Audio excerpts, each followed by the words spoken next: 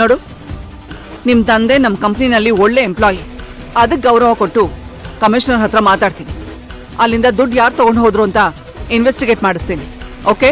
ನನಗೆ ನಿಮ್ಮ ಮಾತು ಮೇಲೆ ನಂಬಿಕೆ ಇಲ್ಲ ಮೇಡಮ್.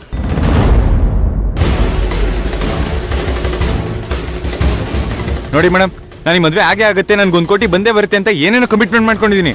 ಈಗೆಲ್ಲ ಕುತ್ತಿಗೆ ಅವ್ರಿಗೆ ಬಂದಿದೆ. ನೀವೇನ್ ಮಾಡ್ತೀರಾ ನಂಗೆ ಗೊತ್ತಿಲ್ಲ. ನನಗೆ ನನ್ನ ದುಡ್ಡು ಬೇಕೇ ಬೇಕು.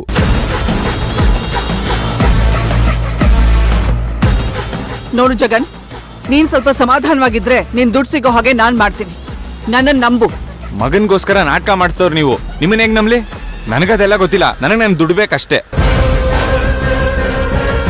ವಸುಂಧರಾ ಮೇಡಮ್ಗೆ ಕೈ ತೋರಿಸಿ ವಾರ್ನ್ ಮಾಡೋ ಹಾಗೆ ಮಾತಾಡ್ತಿದ್ದಾನೆ ಅಂದ್ರೆ ಅವರಿಬ್ಬರ ಮಧ್ಯೆ ಏನೋ ನಡೆದಿದೆ ಕಣೋ. ಪರವಾಗಿಲ್ಲ, ನಿಮ್ಮ ಅಪ್ಪನ ತರಾನೇ ತುಂಬಾ ಕ್ಲೆವರ್ ಆಗಿ ಯೋಚನೆ ಮಾಡ್ತೀಯ.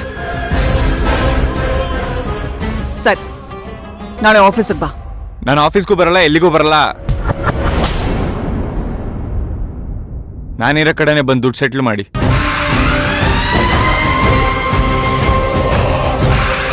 ಸೆಟ್ಲ್ ಮಾಡ್ಬೇಕಾ? ಸರಿ ಆಯ್ತು, ಸೆಟ್ಲ್ ಮಾಡ್ತೀನಿ.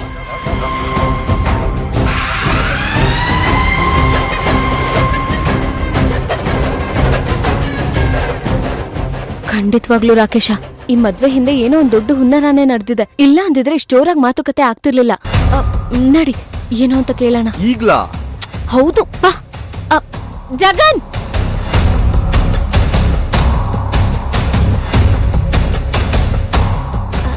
ಹಾಯ್, ನಾನು ಸಿಂಧು.